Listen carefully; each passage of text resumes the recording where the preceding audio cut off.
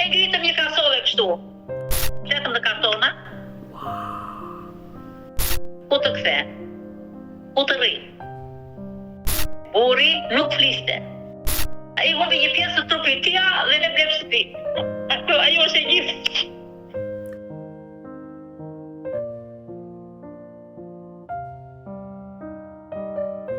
Përshëndetje miq dhe mirë se erdhët në këtë video. Keni hyrë në kanalin tim zyrtar në YouTube, Odeta Dume Mandro.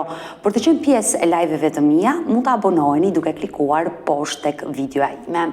Ditën e sotme me live-in tim ne do shkojmë në Greqi, do të jemi në Athinë, do të hap dritaren për një zonjë, një 59 vjeçare me emrin Tina Tushi, e cila është nga Vlora, por është larguar nga Shqipëria që prej vitit 1996. Ditën e sotme ajo ka një kërkesë këtu në live me Odetën, në fakt do rrëfej një histori të dhimbshme të jetës së saj, duke ju referuar vitit 1992. Por problemet në jetën e saj nisën që ditën e parë që ajo u martua me bashkëshortin dhe pse e dashuroi shumë, unë do ta hap dritaren, do e ftoj Tinën për të qenë pjesë këtu në live me Odetën për ta dëgjuar të gjithë historinë e saj.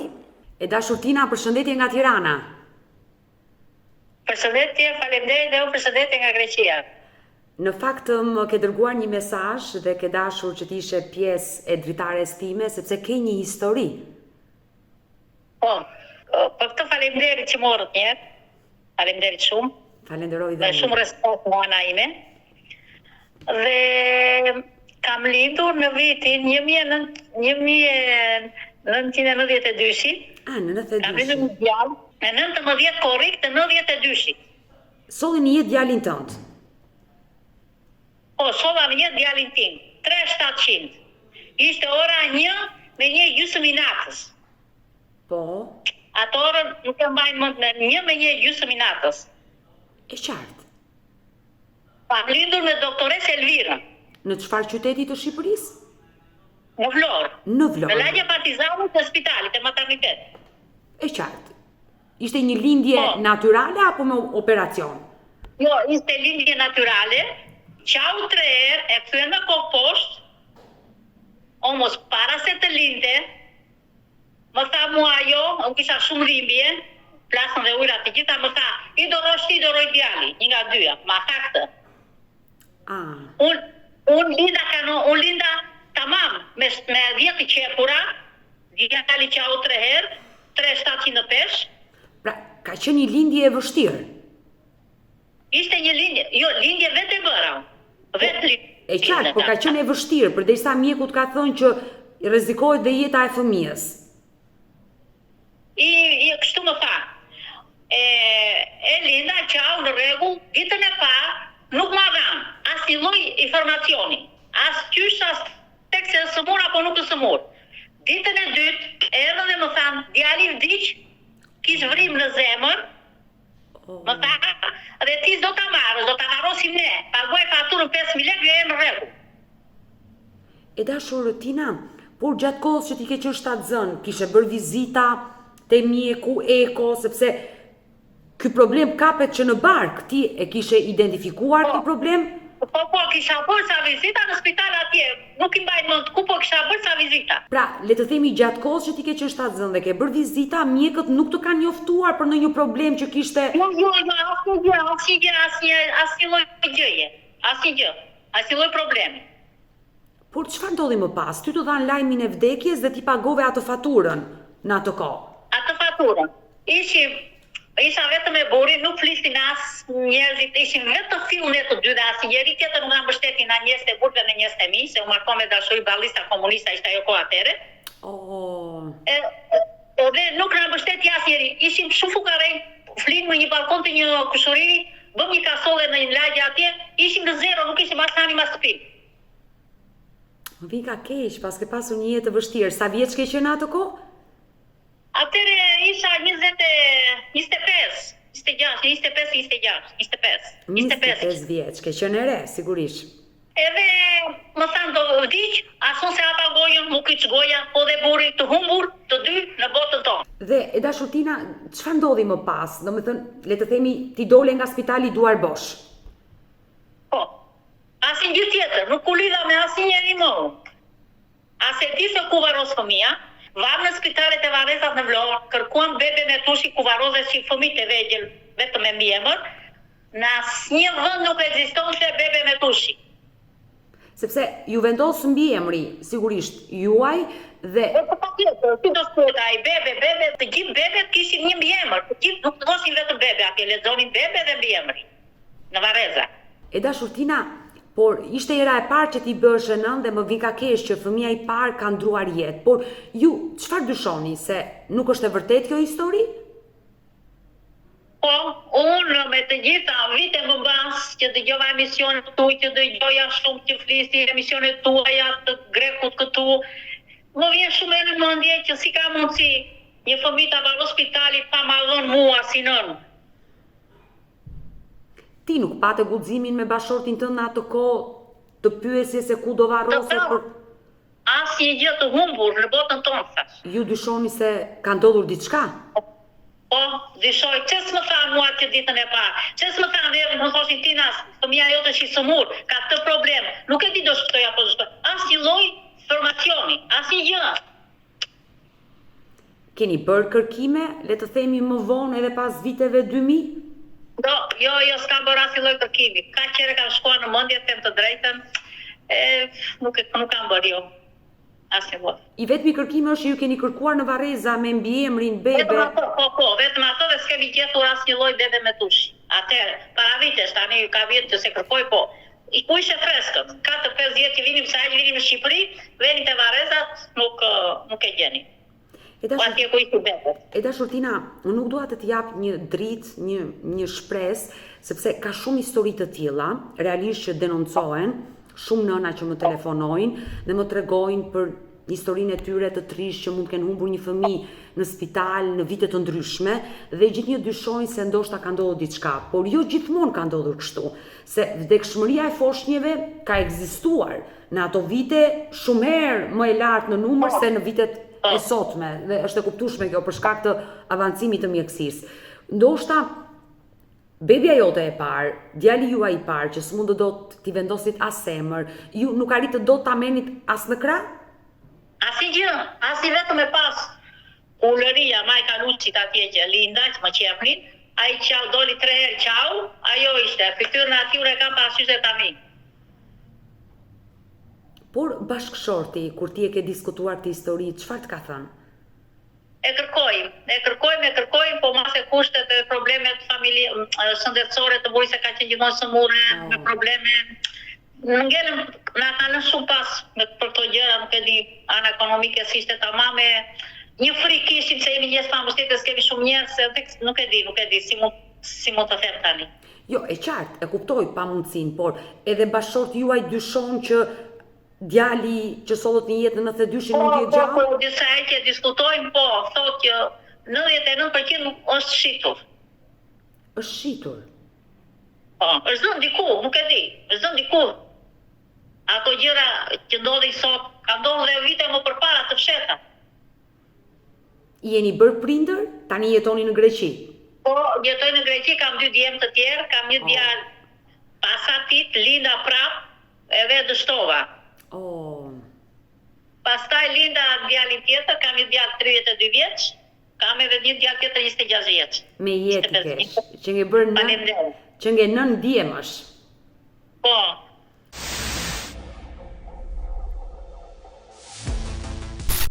E dashur, Tina, më lejon të pyes, sepse më preke kur më thej që historia ime e dashurisë me burrin na ka ndarë me familjarët.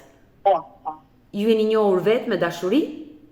Po, njojtëm për 1 muaj, më e gjysmë, u martuam me dashuri, edhe kjo ishte, na ndoqi babai, na ndoqi vjeri, nuk na lini në shtëpi, e morëm rrugët, ta Vlora, bëm një shtëpi në kasove rrugëve atje, fëmijët e lagjes i prishin ditën e ndreshnim natën. Histori e madhe, çfarë të them tash. Ju burrin nga Vlora e keni marrë dhe vetë vlonjate? Po, ishte në Bisani Fjerit. Nga Fjeri, ti vetë je vlonjate? Unë vetë jam vlonjate, rina babicat e Varrezat. Por pse njerëzit e burrit nuk donin ty sinuse dhe dëbuan dhe djalin? Ja të them, prindet e burrit ishin ballista, fëmijët ishin komunista. Edhe problemi ishte burrit i thanë bëjdasëm, po ishin shumë fukarenj ata, ishin të dënuar në shteti, edhe të internuar, se kanë qenë në vlorë, në Çole, dhe u internuar në ato vite, E qartë. u internuar në Bisan të Fierit, në fshatrat e Fierit. Në kohën e komunizmit. E me kohën atëre, të Merodës.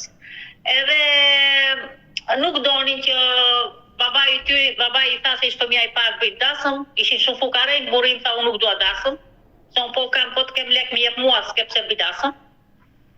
Aty patën kundërshtime, një muaj dhe një më tje, krisëm e ikëm. Vem të babai më ndoqi dhe babai im tha unë nuk prishe me krushkun, ikni ku të doni, i vendin e kini atje se keni të kruan.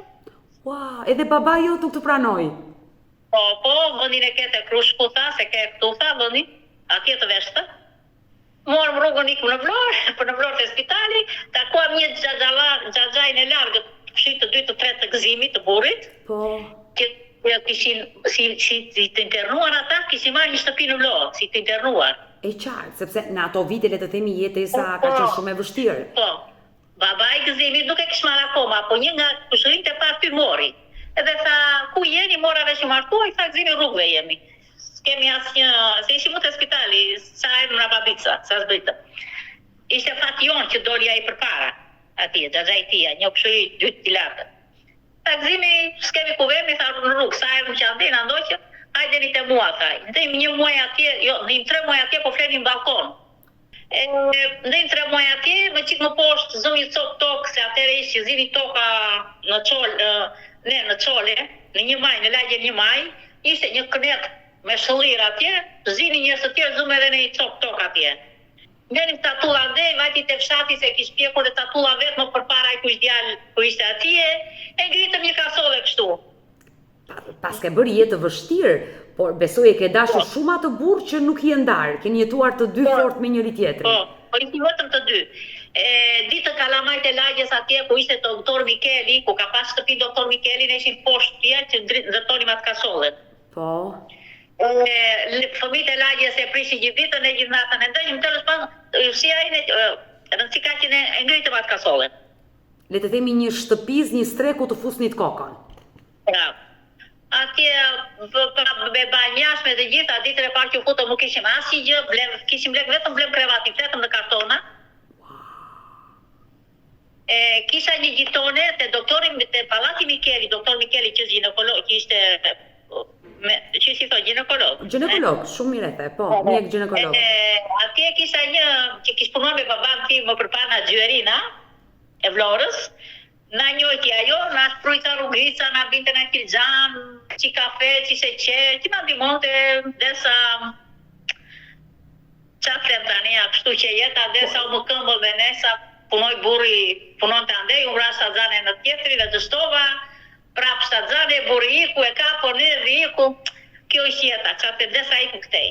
E dashur, Tina, më preke, siqerisht me historinë tënde të shkuarën tënde, sakrificat të mëdha, por që ja ke dalë, kur ke dashurin, ke gjithçka, mendoj unë. Ja del. Por nëna dhe babai juaj nuk të folën më? Më folën, në vitin 94, kur linda djalin, që kam tani të madhin. Po. Atëre më foli pas, jo kur lindë, se kur lindë në spital se edhe asnjë. Vika keq. Kur e ndova, ishi vetëm. Kur vajti djalin 6 muaj, 8 muaj, s'nuk e majmë mirë, atëre filluam, jo të vinte babaj, dërkonte vllai, ai vllam ka vdekur i vogël 15 vjeç, ai vinte më sitën çik qumësh çik buk në fshatin, a babica. Por pse nuk të fali nëna dhe babai, se nuk ishe bërë ndonjë krim? Nuk folën, nuk e di tani, s'folën, e kokë shqiptarit që atë të monastiris. Dhe vjeri po ashtu, kur vajti djali 1 vjeç, atëherë erdhi dhe vjeri për herë të parë. Por kur erdhi vjeri për herë të parë nga shtëpia pasi ju kishte dëbuar, çfarë ju tha? Po. Asnjë. Erdhi solli një thes me miell, me biroç, se biroçi nga fshati nga Levi, ande biroç aty si me gomar. Solli një thes me miell. Unë kisha blerë një krevat, kisha blerë një kanapé të vogël, kisha blerë një sopë të vogël që gatuaja që bëja. Nuk i thash asnjë gjë se unë jam tip që jam shumë i qetë, më kanë trajtuar shumë keq, po unë goja ime nuk u tha kaq me goja asnjëri. Le të themi, pasi solle një djalin të madhin që ke sot, nise komunikimin me vjerin dhe me njerëzit e burrit. Vjerin pas 8 ishte djali 1 vjeç afërsisht. Po, 1 vjeç. Komunikim që vazhdon edhe sot e kësaj dite. Burri nuk fliste. Unë kam folë me ta, burri fliste maja, po nuk vajti, derisa tikte në Greqi vajti 2 herë. Nuk vete tek ata. Pse nuk e fali babain që... Jo, bëri që gjithmonë kishim kundra me njëri tjetri, se burri im është shumë i drejtë. Se babaja si kishte probleme tjera, ishte kohës parë, kur i thonë, qatë them tani, fukare njëshim në të 2 palëve në dhe ata, pastaj ati fjale atyre pleqve të parë dhe babajti më shliq, po tha gjë duhet vese s'bën. E vërtet. Venim disa herë, po maja fliste, ndërsa unë e merja djali e çeja krah dhe çeja gjithmonë vjerit. Asnjë nuk e lash. Bravo. Sa do që mos e tu. Pastaj jam dalë te burrit, hani bukte ne bënin, atëre u bindën që ai kishte marrë nuse të mirë, kishte marrë gjys familjare, u bindën që hapën shtëpinë. Atëre ç'u duaj mua, nuk më duaj të thosi çfarë të doni, mua nuk më interesonte fare, asnjë gjë. Por kunata dhe kunetër ke pasur? Po, kam pasur ishi 8 fëmijë, gëzimi ishte i pari, ata ishi 7. Kunata? Me ata asnjë nuk ishi më të vegjël, po dhe nuk dinin, fukare njishin, gjë në dorë s'kishin. E qartë, por vjeri sot jeton? Jo, vjeri ka vdekur kur djali imi, unë linda djalin e vogël, ishte 1 vjeç, vajtëm në Shqipëri, tek ai, se ishi smur, dhe ne sa u nisëm, erdhëm këtej, na tha ikni se kishin probleme me pasaporta, nuk e di se çfarë problemi na ndodhën në Kakavi, edhe burri u kthye mbas, ndërsa unë me djalin erdha këtu. Për 3 muaj mbas ai vdiq, ne s'vajtëm më dot unë me djalin, po burri vajti. Por me babain tënd, kur fillove të flisje, me babain dhe nënën? Po, pola me vjerin, afërsisht pola me baban tim. Por me Po, nënën... në fillim vite vëllai, ai vogël ka vdekur. Pastaj ardhja një jetë e djalit të bashkoj me familjen tënde dhe familjen e burrit. Po.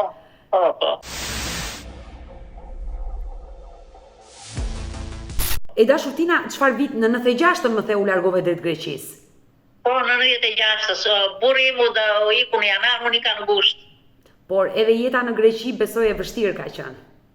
Në fillim fare ishte shumë e vështirë. Pastaj, laksi. E vumë për para arbeni mu, punonim, hanim buk të qetës, të raga s'fon të njeri, sa fon të njeri, nuk ishim njeri të afodua jo në kjo, ishim të qetë në jo arë.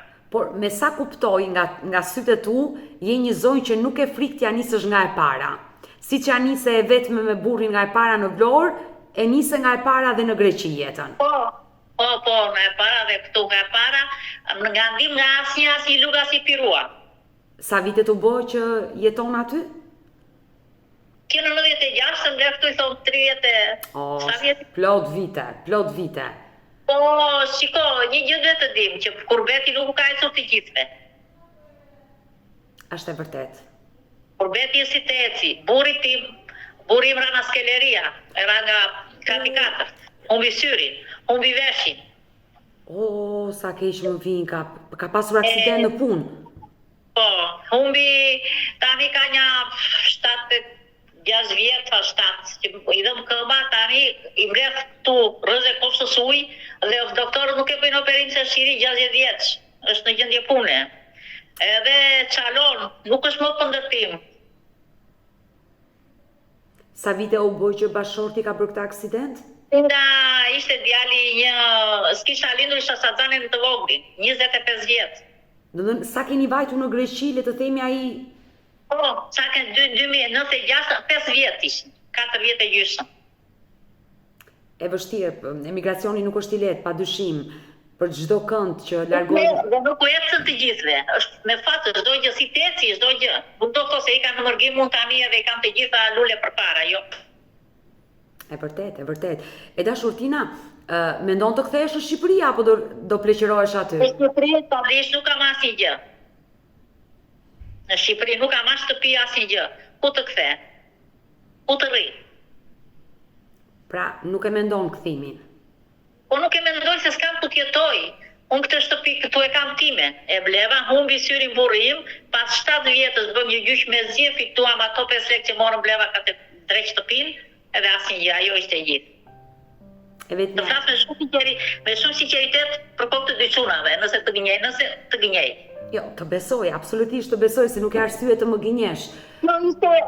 Ai humbi një pjesë të trupit tia dhe ne blem shtëpi. Ajo është e gjithë.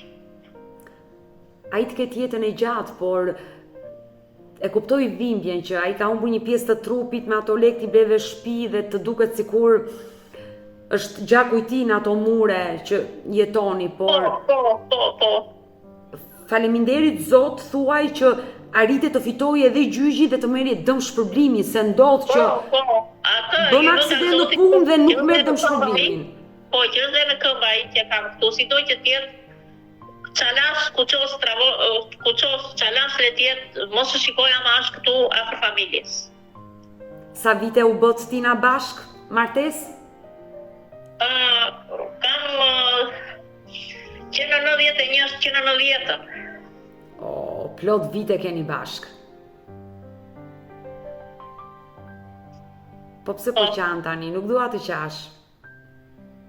Nga, se ato janë lotë që në njerë do vi vetë, nuk e komandoj dot. Kur mendon të shkuarën, mendon atë që ke kaluar prekesh dhe më fal që të bëra të qash sot. Jo, më vjen keq, nuk unë kushdoj të pyes unë e shpreh dhe s'kam as turp as frikë asnjë gjë. Atë që kam kaluar e shpreh, dhe them atë që hoqa unë mos e hejt asnjë. Dëshiroj mos të hejt asnjë fëmë në botë ato që hojta unë. Por fëmijët e tu, sot, le të themi, e njohin historinë e nënës dhe babait, ua ke treguar? Po, e njohin, ua kemi thënë, ua kam thënë. Se nuk më e të fshet asnjë gjë pse mos pa them. Dhe ata janë krenar për dy prindrit. Patjetër. Por fëmijët bëhen me njerëzit e babait dhe me njerëzit e juajt, familjes tuaj? Një përmbesa? Po, jemi bërë, dashi, se jemi 9 fëmijë nga ana jonë. Plot që ngeni. Edhe 8 janë anë e burrit. Po nuk kemi lidhjen. Lidhje nuk kemi. Kam me një vëlla që kam këtu lidhje, dhe ai ka një fëmijë me autizëm të smut, një djalë. Kam me një motër, këtu që ka vdek burri 5 vjet në një me burri e diq me kancer. Ka qenë berber ai të çoballarët në lagjen Karabash, të çoballarët e Vlorës. Edhe është pa bu, nuk u martua, rriti fëmijë. Kam atë motër dhe vlla, me këta bëhem më shumë. Kam një motër në Shqipëri, të madhe fare, është në Shqipëri. Dhe flasim edhe me atë që bëhemi. Të tjerët janë në Itali të gjithë, nuk kam edhe as lidhje, them të drejtë. Por pse me pjesën tjetër të familjes që jeton në Itali jo? Po janë të gjëra familjare tani që kur janë shumë, janë zonë në barke nga trojen, qatë forës në shi. Edhe gjithë komanda bëhet nga prindrit, nga të mëdhenjt. Dhe më vjen keq, por prindrit i ke gjallë? I kam të dy prindrit. Të dy. Po në Shqipëri shkon i takon prindrit, apo le të themi rrallë? Po, vetë i takoj, një natë i takoj, tani unë nuk, ato që kaluan, mua vjen keq se do bëjmë edhe unë nesër në si ata, e kupto. E qartë, nesër do bësh vjerë, do bësh gjyshe. Po do vi një moment që ato shkallë që janë ata tani do i kaloj dhe unë nesër. Por zemra jote i ka falur, besoj. Po, jo, i ndihmoj, bëj për çdo që më duam, për ushqime, për ilaçe, për në spitale që ishin këtu, i ndihmoj, nuk kam. Prap ato që më vinë në mendje mua me fjalë ato të kaluara, nuk harron aq kollaj. Të kanë lënduar. Po haj se prindër ai dini na i bën se nuk e di çfarë them tash. Po të vjerit, të vjera, prap edhe vjerë se vjeri nuk është. Jo se kam falur. Se sa më do nëna ime mua nuk më do vjera më të më respektoj dhe unë ta respektoj, po jo se dua si nënën time. Është e qartë, është e kuptueshme kjo gjë. Po, mos një gjë dalli vjera me nënën time është që vjera ime kudo që vite, kur fliste me ne, edhe sot të vija ajo do më puth mua të koket e këma. Ku mamaja ime nuk e bën këtë. Të kuptoj qartë dhe e besoj zemrën tënde të lënduar ndër vite. Tani dhe Vjera kishte fejet e saj, ama se ishte dhe ajo që nuk ishte guxim të fliste para atyre. Kanë gabimet e tyre të gjithë, po tani të vënë maj për maj gjilpër, ato nuk i vë se ka fëmijë e kam atë, nuk duan që fëmijët e mi të ndajnë, të bëjnë, duan të flasë. Dhe bën shumë mirë, bravo, bën shumë mirë që nuk e fut këtë frymën e urrëties për të ndarë gjërat. Jo, nuk dua. dua. Gjaku mbetet gjak.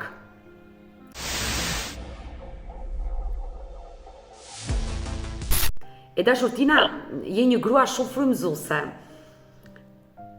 Rosh, faleminderit. Do doja të më përcjellje një mesazh të fortë për të gjitha ato gratë që jetojnë në Shqipëri dhe përballen me sfida që ti i ke kaluar. Çfarë do ju thoshe? Sa do të thosha? Do të thosha të bëjnë durim, se çdo gjë do ta gjej përpara. Çdo gjë do ta gjej përpara. Të bëjnë durim për çdo gjë që vjen në jetë. Durimi është gjëja kryesore. Po të kesh durimi ke të gjitha. Sepse ti ke vite që je larguar nga Shqipëria drejt Greqisë, por ndoshta nëpërmjet lajmeve, nëpërmjet kanaleve në YouTube shikon video dhe e kupton gjendjen që është në Shqipëri. Është shtuar shumë numri i grave të dhunuara. Po, shtuar shumë, po edhe gratë rrihen në shume, bëhen shume, unë ato nuk i kam patu, nuk i kam as raja asin gjë të them të drejtën. Kuptova. Them për pjesën time që mas të kenë durim, të bëjnë durim, se çdo gjë do vi përpara, do ta gjejnë përpara. I dyruari, i fituari ka thënë i pari, i peguari, i nxituari, i peguari. E the shumë bukur, i dyruari, i fituari, një shprehje shumë e bukur dhe mua më pëlqejnë fjalët e urta popullore të vendit tonë, janë shumë të goditura dhe shumë domethënëse. Por jeta jote sot si është aty? Jeta këtu është një jetë normale. Punojmë, pastri palatesh, lodhesh. Pastri jam. Nuk është turp të punosh, kështu që bën shumë mirë që punon dhe po punojmë, jam me ditë pune te të tjerët. Ka marrë dhe burrin atje se dhe burri nuk punon dot, se në ndërtim nuk punon dhe më dot, dhe ka marrë dhe burrin atje punojmë. Normale, punojmë, vim në shtëpi, jetë normale, nuk kam asnjë lloj shqetësimi. Por je e lumtur se je me fëmijët, me bashkëshortin dhe në çfarë vendi të Greqisë jeton? Si? Në çfarë vendi të Greqisë jeton? Në Sepolia. Në Athinë, në Sepolia. Lagja quhet Sepolia, je në Athinë, në kryeqytet. Po. Tina, të falenderoj që të pata sot dhe më tregove këtë histori dhe sinqerisht je një grua shumë fisnike. Ta them me zemër këtë gjë. Edhe ju jeni një zonjë, jeni dhe juve. Po pritet e të mundoheni të ndihmoni, faleminderit shumë. Përpara se ta mbyllim dhe të më përcjellësh një mesazh për çështjen që është kryesore, djali që solli në jetë në 19 korrik të vitit 1992, do doje të përcjellje një mesazh për vëllezërit, motrat që keni në Itali apo no comment? No comment. E mbyllim me mesazhin që i drejtohesh, le të themi, spitalit, mjekëve, infermierëve që mund të kenë ndjeni për historinë e djalit tënd. Çfarë mund të them, nuk e di. Çfarë mund të thosha?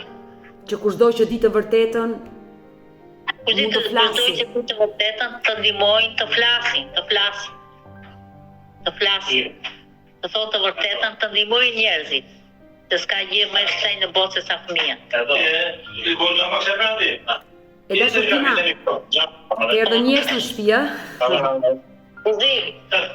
është zonja që neve në Shqipëria na flet që bëra unë atë mesazhin për fëmijën që na ka vdekur. Bashkëshorti. Edhe burri. E përshëndes bashkëshortin. E përshëndes. Faleminderit për përgjigjen. Faleminderit për përgjigjen. Tina, ajo që unë të këshilloj është që momenti i parë që duhet vish në Shqipëri, duhet të bësh një punë të rëndësishme. Përshëndetje. Po foli, shikona që këtej, shikon. Po. Si jeni? Mirë, faleminderit, si jeni ju? Të mbarë dhe me shëndet, vit i mbarë qo. Faleminderit dhe uroj që ky vit jetë i mbarë dhe për ju dhe të zbulohet e vërteta e ngjarjes së vitit 1992 me djalin tuaj. Më do një qikë mbasdore, jo një qikë po shumë mbasdore, kemi këllë e ka ngellu, po tani me dhe themi t'i fute me një kërkimit neve që në fillim nuk e besu, po me gjitha themi fëllë gabimi shjoni. Në fakt Tina, bashortja juaj më tregoi me detaj historinë dhe do jem dhe unë në ndihmën tuaj dhe uroj të zbaret kjo e vërtet.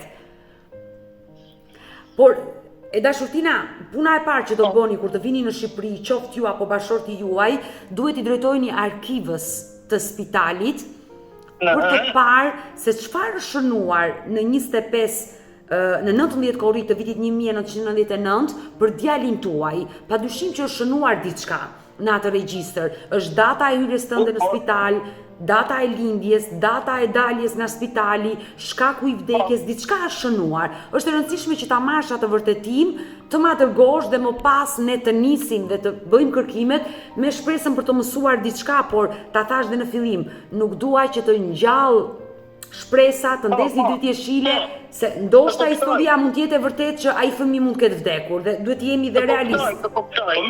Më falni, ekzistojnë në arkivat e spitalit ato shkrime dokumentare? Patjetër, diçka është shënuar. Në çfarë do lloj mënyre që mund të jetë fshehur historia e djalit tuaj, diçka është shënuar atje, ka vdekur, siç u ka thënë, nëse ai vërtet është gjallë. Ne na ka bërë përshtypje sepse fjalë nuk e tha gruaja apo jo, por me po të që 10 ditë pasi marrëvarimit, siç na thanë, kemi kërkuar me fjalë bebe me tushin në varrazat e Vlorës, nuk kemi gjetur. Po, ma tregoi Tina, ma tregoi që keni bërë kërkime, po tek Bashkia e Qytetit të Vlorës ka një zyrë aty që merret enkas me varrezat e qytetit, menaxhimin e tyre. Aty nuk keni interesuar për të mësuar emrin? Jo, atë nuk e di.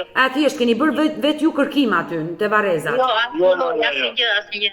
Por edhe në bashki ka një zyrë të veçantë që mund të trokasësh dhe të marrësh në një informacion që bebet pa emër ku varroseshin.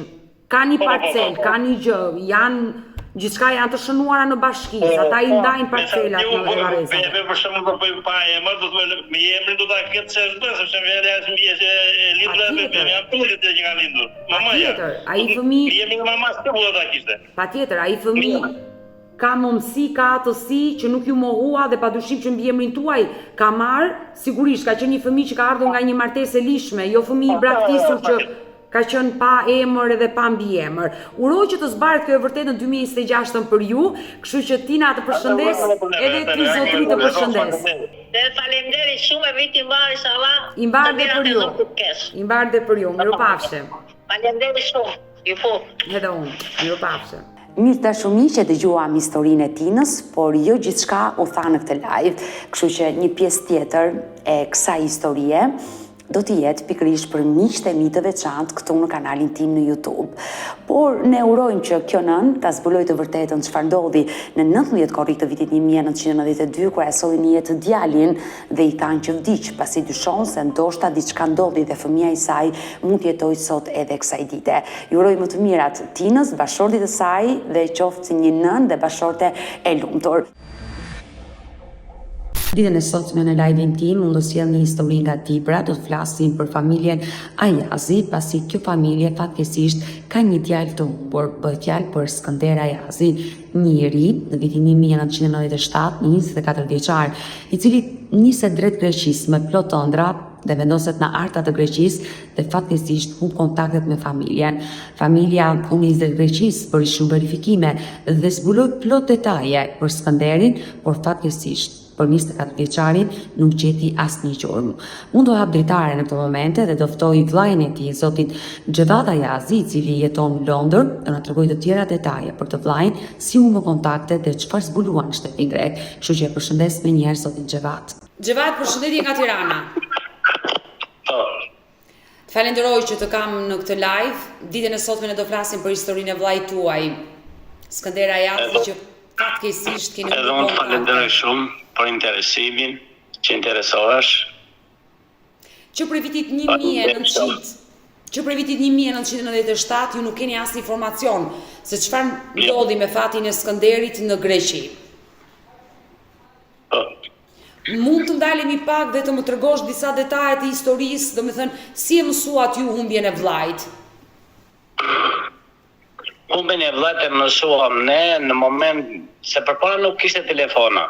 E qartë, flasim për një vit që telefonat nuk kanë qenë masiv, siç është sot. Edhe thjesht i ka thënë vllajt madh Gëzimit, i ka thënë që i ka thënë do të nisem për Shqipëri, do vi për Shqipëri. Edhe në atë moment, para 2 javësh, se humte, në atë moment nuk ka folë më se s'kishin telefona. Erdhi vllai për Shqipëri Gëzimi dhe nuk dori telefon. U interesua, morëm Grekun, sa ja kam dhënë lekta dhe ka hita, s'vidion. Pastaj ku më interesuan, po. Vllai juaj ka qenë 24 vjeç, njëri nga Dibra i cili u nis drejt Greqisë. Ju kujtohet, ai u nis i vetëm në Greqi apo u nisën 2 vëllezërit bashkë? Janë nis 2 vëllezërit bashkë ka shku për Greqi dhe pastaj vllai mos ka hik një punë tjetër larg Larisa, nuk e di me ta të thik exactly, por kurse ky ke pronoi që kishte. Pra, që humbi. Dua të them që Skënderi është nisur me Gëzimin drejt Greqisë, kanë mbritur shëndoshë mirë dhe 2 vëllezërit janë ndarë në shtetin grek. Po, mos gabofsha, nuk e di se sa i vërtet jam, po mos gabofsha kështu është puna, se kanë kaluar vite tani, por e di që ka punu vllai me Skënderin atje dhe pastaj ka hikur vllai punë tjetër dhe ai ka ngel ke pronari që ishte. Bëhet fjalë për çfarë vendi të Greqisë ka ngelur Skënderi? Arta. Në Arta të Greqisë. Po, në Arta, po. Pasi Gëzimi u kthye në Shqipëri, kaluan disa kohë dhe vllai nuk po ju telefononte dhe ju u vendosët në merak. U vendos në merak, po. Pastaj shkuam atje ke pronari, shkoi vllai më që ishte me leta në atë kohë dhe u interesoi, sa që unë ja kam dhënë lekë dhe ka ik. Pronari ju deklaroi diçka tjetër për vllain, domethënë çfarë kishte ndodhur, si kishte ikur, pse kishte ikur, domethënë çfarë kujton ti, çfarë ju ka treguar Gëzimi? Nuk i ka treguar asgjë, thjesht i ka thënë që unë i kam dhënë lekë dhe më ka ik. Pastaj vllai e mori vesh nga dikush tjetër që ka bën llafe me ta, që ai për sa lekë që nuk e dha kam të gjitha edhe prandaj. Pra, u arrit të zbuloi që Skënderi ka pasur një konflikt me pronarin e tij grek. Po. Çështja ka qenë për çështje parash. Për çështje parash, po. Ju këto informacione i morët vesh nga shqiptar të tjerë? Nga shqiptar të tjerë, po. Por çfarë treguan ata për vllain tuaj? Kishte dikush informacion atë kohë, çfarë rrugë kishte marrë, ku kishte ikur? Shokun më ngush ka pas atë fjerakun e të mondin. Po? Ai na e ditin që ka, kurse ata thjesht e kanë pa ke sheshi i fshatit, ke platia, si e thonë aty në Greqi, e kanë pa që ka ballafe me ta dhe nuk kanë di ma gjatë, thjesht e kanë pa që ka ballafe me ta për pun leksh. Dhe nga i moment nuk dije se çfarë ka ndodhur me fatin e vllait tuaj Skënder Ayazi, i cili e theksoi ka qenë vetëm 24 vjeç dhe nëse është shëndoshë mirë, ka kaluar shumë vite, sot i bie të jetë 51 vjeç. Shumë vite, vërtet, po. Por edhe mësuam edhe kaq vllai madh me vllajin tjetër që jemi, që ai ka marrë zitorin, ka shku ke dikush tjetër që i kishte besim, vllai ka dhënë lekë atje dhe ka kthyer me zitor mbrapsht. Pra, historia e vllait tuaj ju keni zbuluar më pas që paratë që ka patur Skënderi i ka çuar në një vend tjetër, te një njeri i besuar. Po, ke njëri besuar dhe edhe ka marrë zitorin e ka kthyer mbrapsht ai. Po në momentin që ka marrë zitorin e ka kthyer mbrapsht, ka thënë greku që kam gjetë zitorin ke toka. Por keni arritur të zbuloni kush ishte personi i besuar që vllai juaj kishte lënë atë shumë parash? Po, kemi shku atje dhe domethënë na ka thënë ka kaq lekë që shumë parash ka lënë vllai juaj këtu, edhe ka qenë me zitor për mëjt dhe ka thënë, i kam thënë kujtu shku, jam do shkutja që zitorin mbrapsht. Edhe deri këtu jemi ne. Vetëm kaq dhe më pas nuk dije se çfarë ka ndodhur me fatin e vllait tuaj Skënder Ayazi. Po. Ju vetë si familjar, Xhevat, çfarë dyshoni për historinë e vllait, duke ditur nga kërkimet që keni bërë në shtetin grek, keni takuar pronarin grek, keni takuar shokët, miqtë e tij, ju vetë çfarë dyshoni? Çfarë dyshojmë? Domethënë kur humb diçka, të shkon mendje vetëm për keq. Pika e parë. Por ç'a dyshojmë? Ç'a më thonë, nuk e dim, domethënë kjo është atë kohë ishte 97, ishte rrëmuj e madhe. nuk, domethënë shqiptarët rrishin pa letra, me letra, në fleshin jashtë. Ka qenë shumë, edhe Arka ka qenë është një qytet që është afër Shqipërisë. Dhe duhet të kësuar që ne dishojmë ke ai shoku i Skënderit, ai Firaku, ke mondi shkuam atje ne, shkova me vllajën unë, shkuam atje me vëllezërit, edhe takuam ne ata. Po, çfarë shpreu shoku i tij i ngushtë? Ai tha që ju e dini mirë, ai tha vllai se vllai ka pas shumë kontakte me vllain me Skënderin, ka pas kontakte, dhe i tha ju e dini mirë, tha që unë tha nuk kam net atë fshat, unë kam net brevez, dhe vetëm kam pasur kur kishte, domethënë fushat punë për narit, dhe unë s'kam net kaj fshat. Skënderin kam pas shok, kam net, kam ma shumë, po unë nuk din gjë për ta. A kishte shprehur Skënderi ndonjë problem që kishte hasur në Greqi? Kishte treguar ndonjëherë në familje? Qofte vllai i tij Gëzimi, tek i madhi, se ata të dy kanë jetuar bashkë, le të themi, në Greqi. Po. Ja nuk ka shprehur çdo lloj probleme, nuk ka shprehur kur. Thjesht i ka thënë vllait të madh Gëzimi që unë do të nisem me filan datë, do të ikim nga pronari, do të vi për Shqipëri. Kaq.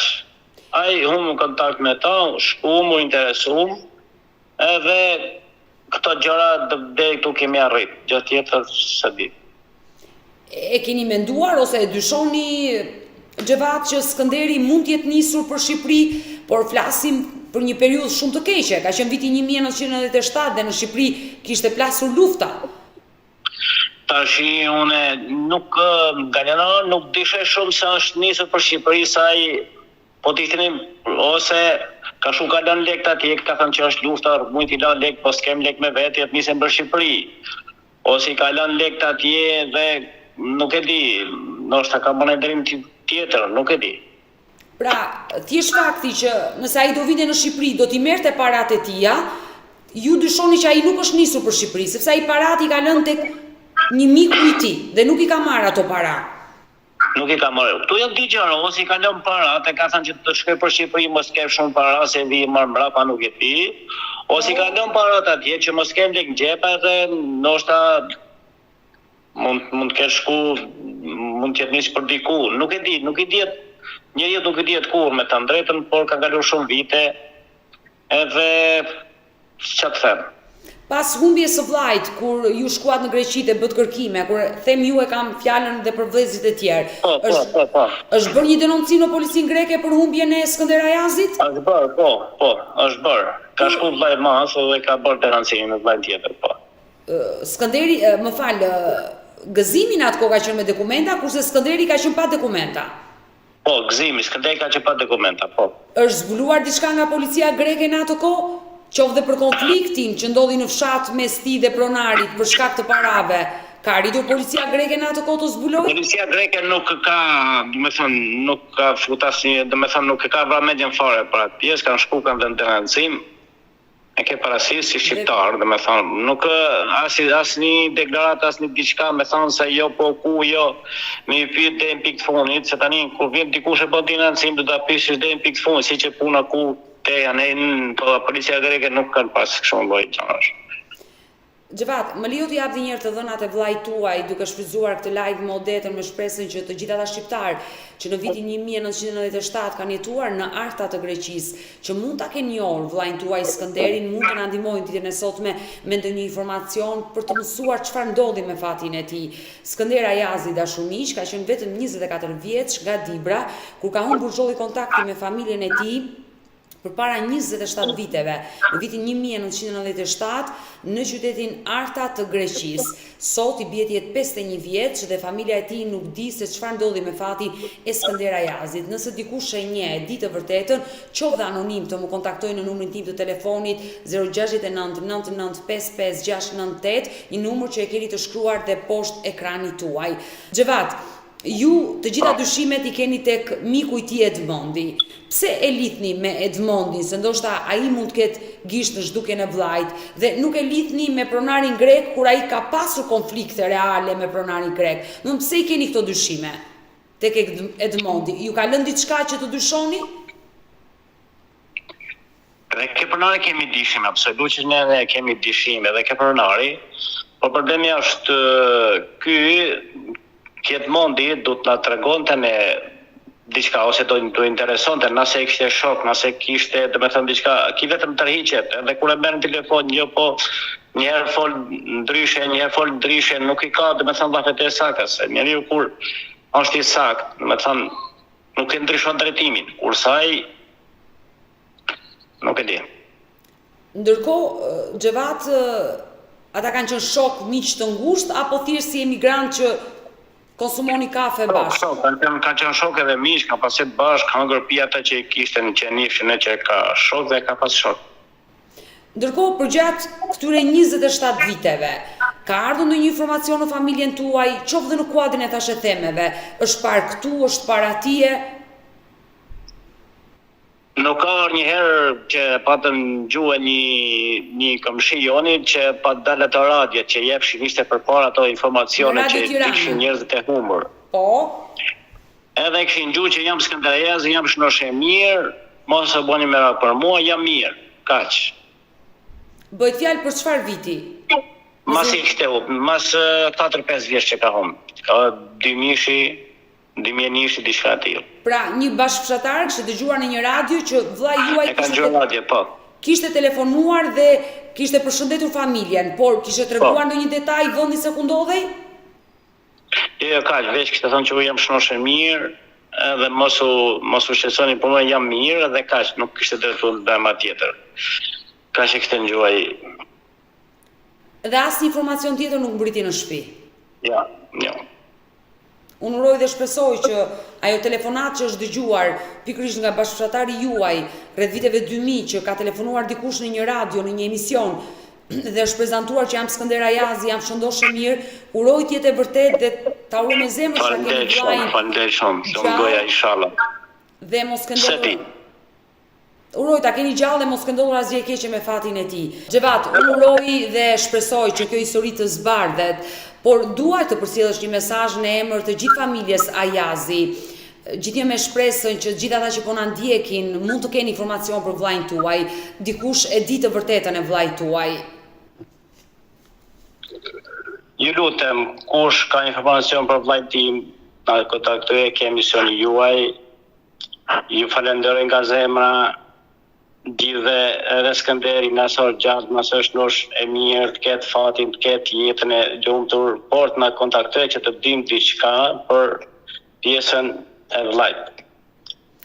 Edhe të prej nanës edhe nana e smur e prej gjithëve. Më të vetëm ta dim, të ketë jetën, të ketë shtetin, të ketë fatin, asnjë tjetër, vetë dishim diçka, se janë shumë vite dhe nuk ka ditë që nuk na shkon menja për vllajin. Se si shkoj puna, si ngjau, qa pati, ushqim, si ishte shaktari, nuk e di. Ndërkohë që ju e keni humbur babain nga ky jetë dhe unë jam i sigurt që ai është larguar me një breng të madhe për të birin. Shumë e drejtë. Ndërsa nëna e sëmur vazhdon ta presi. Vazhdon ta presi akoma, bën shumë vite, vetëm ka i di, është e mirë, këtë fatin jetë lumtur, shnet, asnjë tjetër. Që të na gëzoje. Por dhe unë u auroj me zemër të zbardhet kjo e vërtet, 27 vite dhe janë shumë vite që nuk keni asnjë informacioni, uroj të zbulohet kjo e vërtet, uroj që miq shokët e tij që kanë jetuar në Arta me Skënder Ayazin mund të marrin guximin, qoftë dhe anonim të tregojnë të vërtetën, ai që e di të vërtetën mos të hezitoj të kontaktoj dhe t'i tregoj kësaj familje çfarë ndodhi me fatin e Skënder Ayazit, sepse në vitin 1997 shumë shqiptar kanë emigruar në Greqi, shumë shqiptar kanë qenë në Arta të Greqisë dhe ti përmende që shoku dhe miku i tij ngushtë ka qenë një Edmond nga Fieri. Kështu që i bëj thirrje dhe unë në emër të familjes tuaj, Edmondit nga Fieri, qoftë dhe anonim, të gjej guximin, të gjej formën, të lidhet dhe të tregojë një të vërtetë nëse ai di diçka për Skënder Ayazin, sepse nëse ai ka pasur një konflikt me pronarin për hir të parave, ka pasur një shqetësim, ai unë jam i sigurt që e ka ndarë me miqtë e tij, me shokët e tij në Greqi në Arta, kështu që uroj dhe shpresoj që dikush ta tregojë të vërtetë. Shumë goja, faleminderit shumë nga emisioni jot, nga stafi jot. Faleminderit shumë. Inshallah nëse dikush që ndigjon atë një informacion. Ta dim. Zoti Xhevat, dhe unë të falenderoj që të pata në këtë lidhje live nga Londra, ne do mbetemi bashkë në për kontakt. emisionin, për stafin, faleminderit shumë. Çdo informacion që do vërrini do mbetemi bashkë në kontakt dhe u bëft me mira për familjen tuaj. Të falenderoj dhe të përshëndes. Faleminderit shumë, të falenderoj.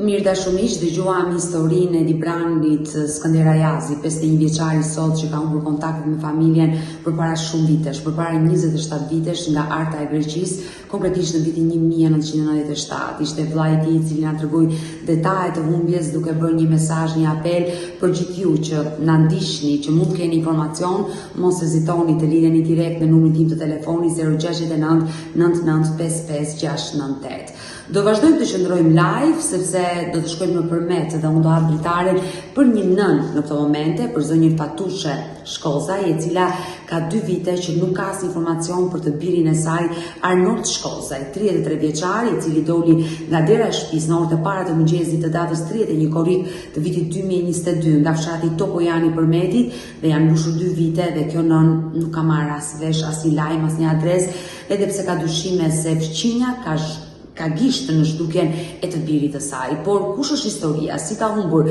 Arnold Shkozaj kontaktin me familjen, unë hap dritaren dhe ftoj nënën e tij, zonjën Fatushe.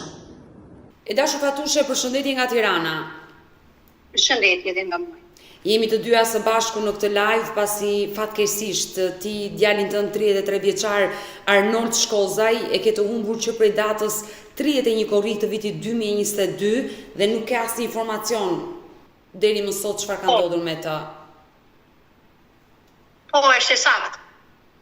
E dashur Fatushe, ngjarja ka ndodhur në fshatin Topojan të Përmetit. Çfarë ndodhi atë mëngjes me djalin tuaj? Si i humbet i kontaktet? Në orën 8 kam qenë në mëngjes me djalin në shtëpi. Aty kam qenë te kofshi për të mbledhur sa zarzarate, edhe kur vete në shtëpi nuk e gjej djalin. Ora mbas gjysmore 8:30. Po.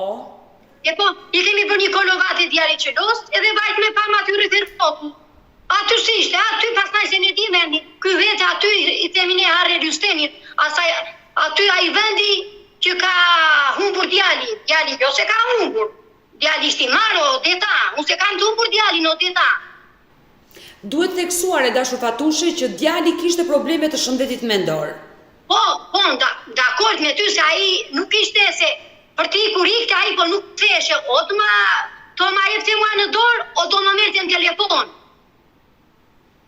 Pra, nuk ka qenë i vetëdijshëm djali për veprimet që bënte. Djali vetëm nuk ikte gjikundi vetëm aty në vendet, ishim vendi makinave që rrinte aty dhe site as gjikundi. Dyshimi para odeta është kjo një. Me vrap bajt me thirrëm të shtëpia atyre, se mua s'më vjen tu ze jo emri, po as një gjë, pa të veprim, pa të krim që ka bërë ajo. Të lutem, zonja Fatushe, të jemi dhe të saktë në ato që themi. Ju dyshoni te fqinja juaj. Po, 100% ajo me djalin e vogël ka qenë në shtëpi ka bërë ato veprim. Por 100%. Çfarë dyshon ti konkretisht që djali jot Arnoldi Ajo o e ka vrarë me djalin e i kemi thënë, e ka vrarë pa dashje, o ajo dikujt ja ka dhënë djalit ton. Këto dy pista janë. Pasandaj mua se kush jet mbrapa odeta, mua nuk më duhet gjë. Djalin ajo mos e kapti me dorë. E kapi me dorë ku e çoj, ka që thjesht. E kapi me dorë ku t'ja dha. E kapi me dorë se s'morin telefon. Fatushe, ajde se djalit ka ardhur këtu, siç ka marrë gjithnjë. Siç më ka thënë gjithnjë odeta. Këtu fillon dyshimi i parë. Tjetër, pse s'morin telefon ajo, se s'ta qajri që orën 8:30 në Fatushe, djali ka ardhur këtu dhe e ka ndenu si shtot ajo, te fusha. Pse se ka bërë njërë tjetër ajo odeta. Pra, ju po më tregoni që djali juaj shpesher shkonte tek fshinja.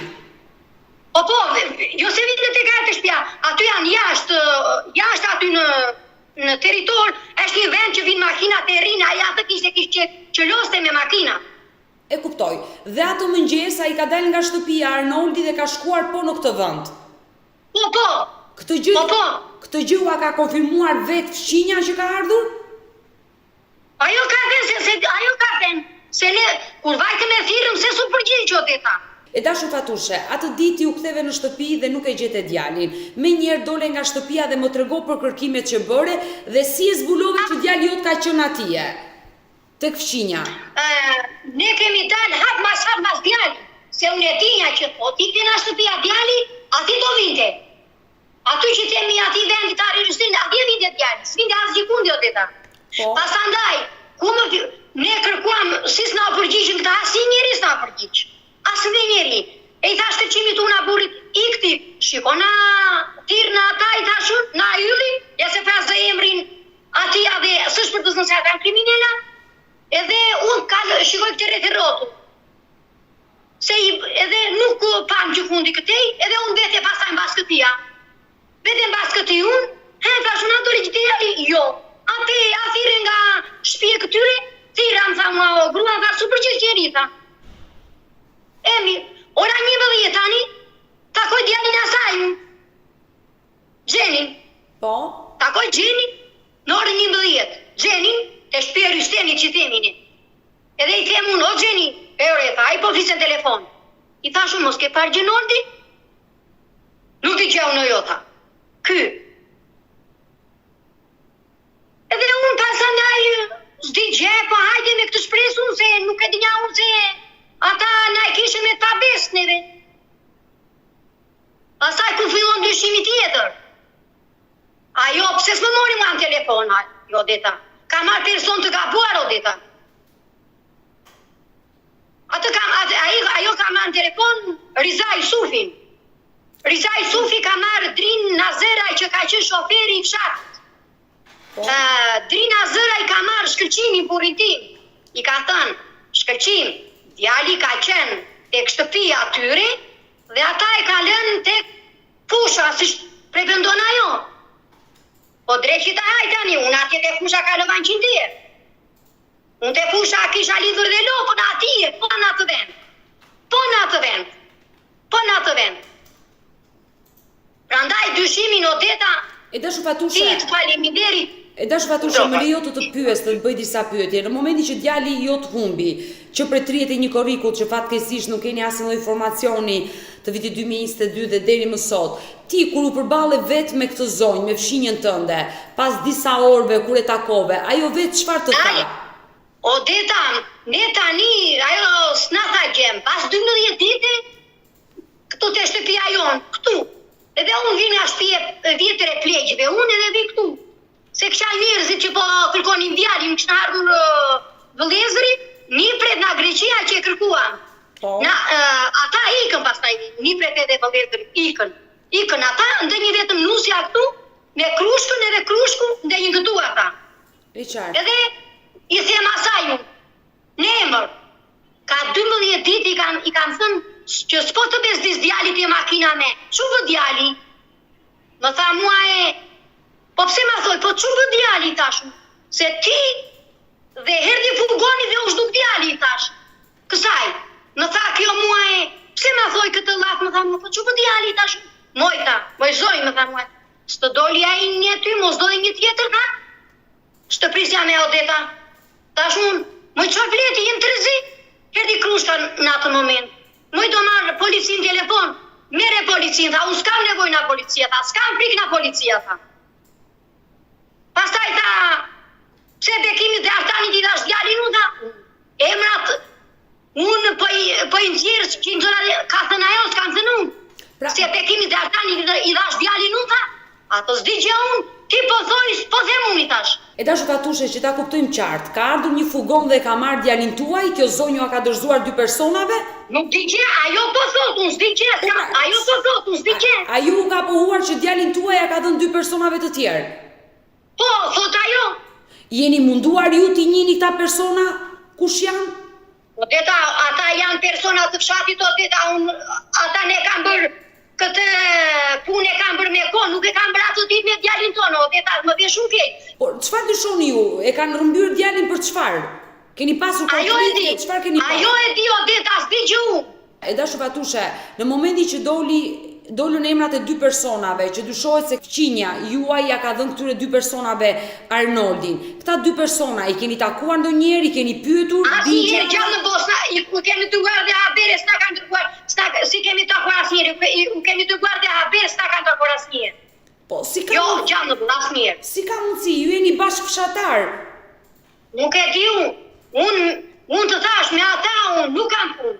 Punë ma djalin, ka dhënë kjo, ne ka bërë atë punë, ka bërë kjo me gjithë djalin e vogël që ka qenë në shtëpi. Me djalin e vogël ka qenë në shtëpi. Unë dua të pyes, pse ju i keni këto dyshime kaq të forta te fqinja, se ajo ka gjithë çu djalin tuaj? Unë e njoh djalin, çu djalin. Jo, duke menduar që Arnoldi fatkeqësisht kishte probleme shëndetit mendor, nuk ishte i aftë për gjëra, veprimet që kryente, ndoshta është larguar nga fshati. Jo, se ajo thot kështu. Kur e laste fusha, shkëlqini ishte në filan me, shkëlqini po vinte këtej, si na rrugë e Kërqyrës po vinte tu. Ku i ku djali? Ne dolëm me kërkon. Ne kemi dalë që mbas djali, çu ku djali? Pasandaj tjetër abdeta, dyshime të filloj, ma policia një herë, s'më ka bras një gjë, prokurori asë edhe një gjë. Dyshimi parë këtu pëmshirë, prokurori po një policia e Kërqyrës, policia e Kërqyrës, unë ma kam thënë në sy, ua theme në sy, dalë balë për balë, e me Aslan Barjami dalë balë për balë, si që kam dalë, Aslan Barjami më ka thënë kështu abdeta, le ta dëgjojnë gjithë dynjaja, gjithë Shqipëria.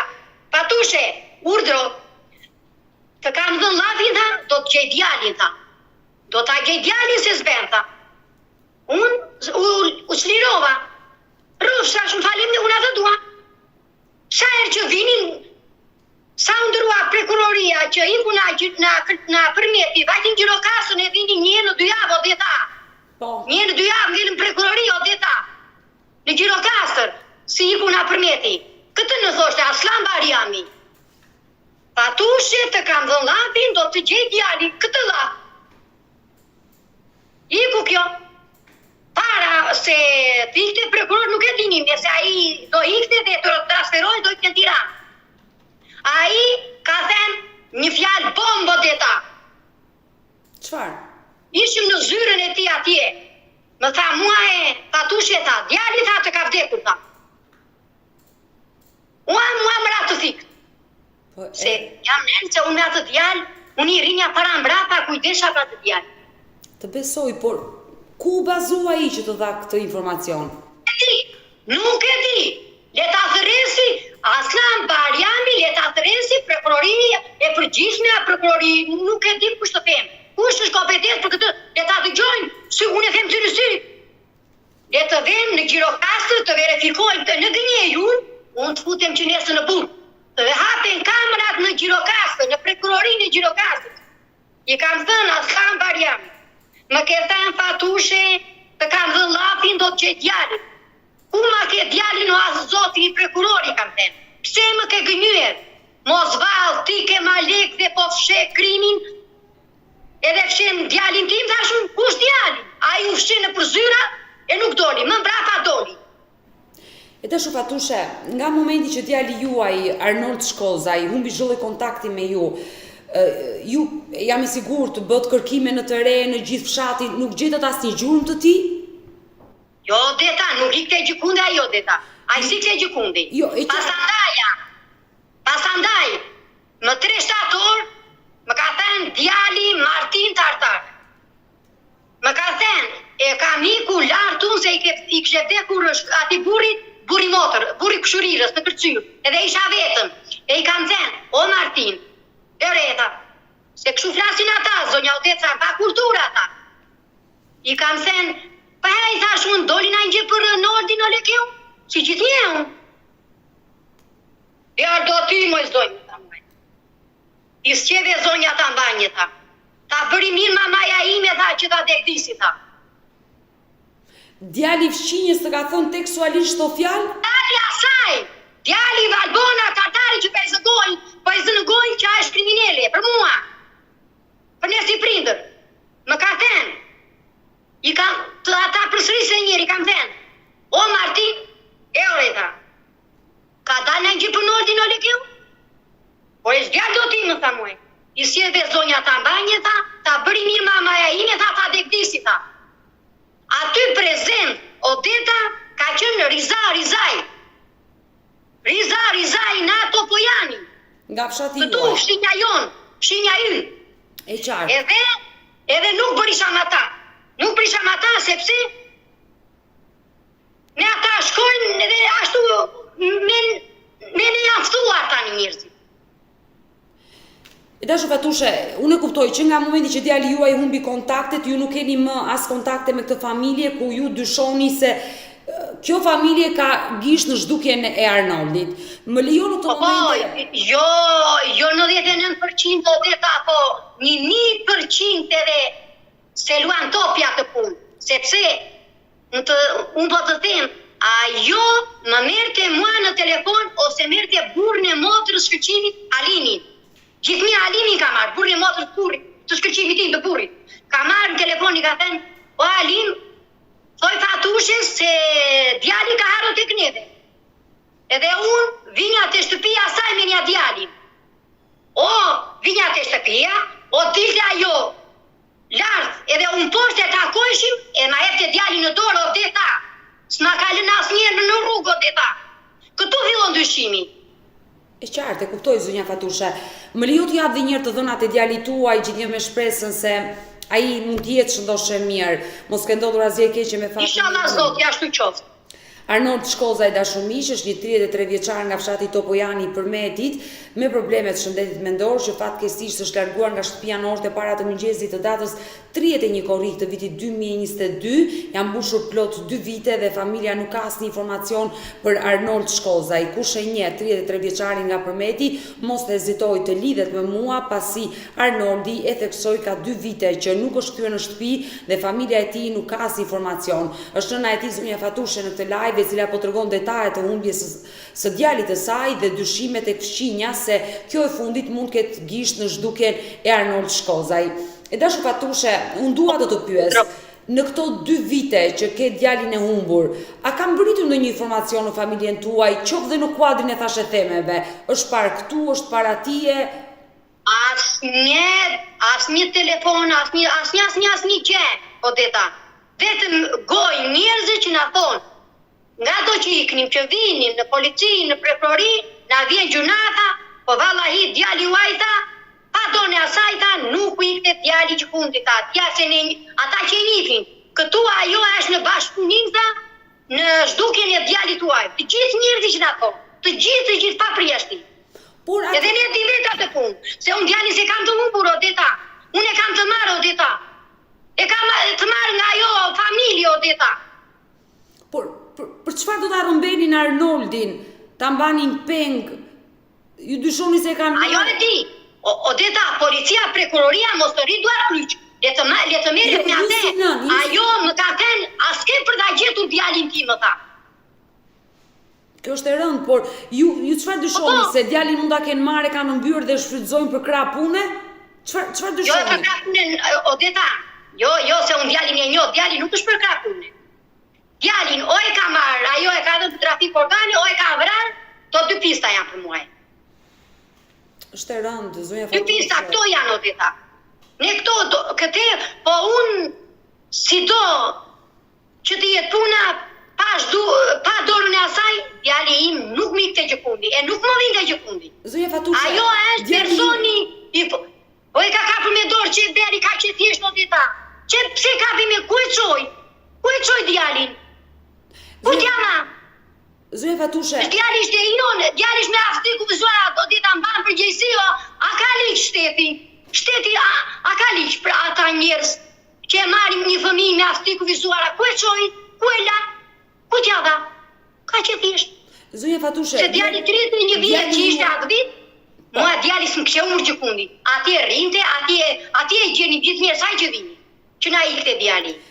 E qartë, zonja Fatushe, djali juaj ka humbur në orët e paradites. Në orën 8 ishte djali në shtëpi. Në orën 8? 8 e gjysmë, 8 e gjysmë, në 9 ne kemi dalë në shtëpi, në 9 të zisha tek poshti, pas na vajta në shtëpi nuk e gjetëm, kemi vajtu direkt tek shtëpia atyre, kemi tirur. Dera e blokuar Odeta, ashtë e kështu blokuar asnjëherë derë, pse blokuar dyert Odeta. Këtu dua të ndalem zonja Fatushe. Djali juaj ka dalë nga shtëpia rreth orës 8:30 të mëngjesit. Ka shkuar te fqinja dyshoni ju. Po mirë, si ka mundësi? Askush nuk e pa në fshat djalin tuaj në ato orë të gjithë janë zgjuar, ka nisur punë. Nuk ka njeri Odeta në fshatin tonë Odeta. Nuk ka njeri Odeta. Këtu një familje që është në të shtëpisë tonë, këtu i kishin ikur atë ditë në Tiranë. Te ka e rrugë që kalon djali, nuk ka asnjë familje aty, ka niku të tërë. Nuk ka asnjë familje aty. Ka niku. Është një rrugë e boshatisur që nuk ka njerëz. Po, ajo është e boshatisur, s'ka asnjë shtëpi. Një shtëpi që është aty mbi rrugë, mbi çante, ajo atë ditë iku në Tiranë. Si ishte aty? Atë ditë ka qenë një ditë pazari në fshatin tuaj, ka pasur shumë makina. Po pazar Odeta, pazar, po pazar kërcyra Odeta. Po shvinen pazar Odeta.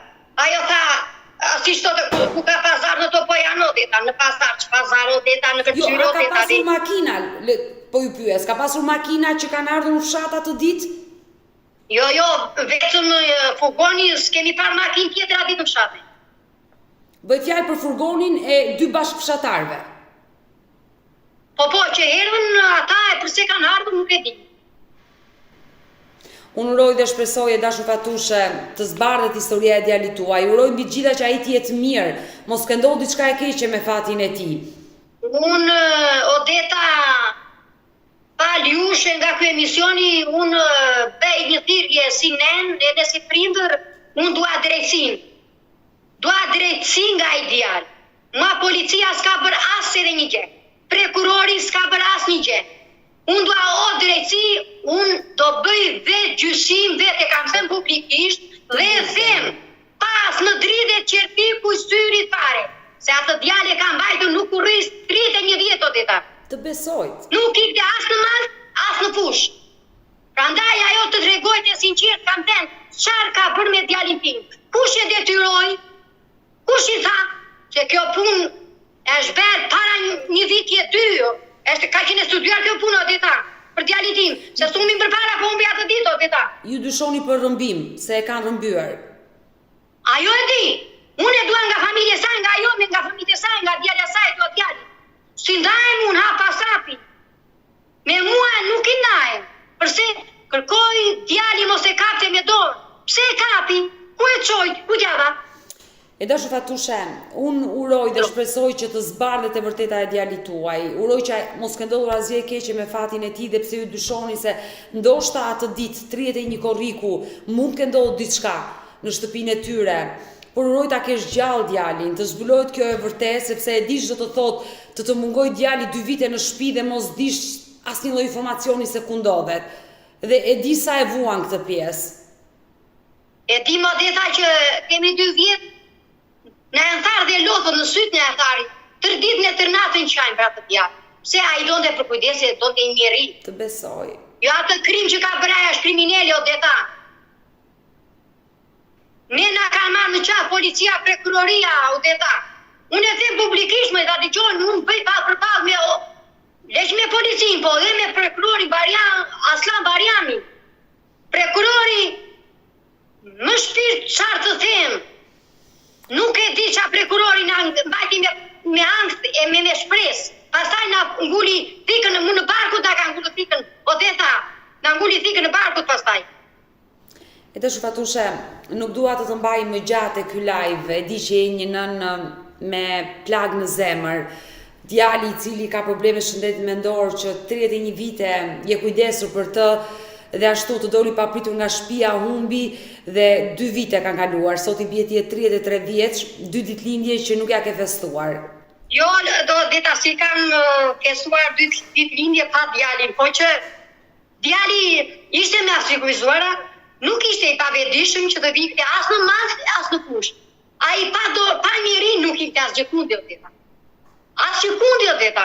Nuk ikte ai djali Odeta. Hera e parë që u largua dhe nuk u kthye më.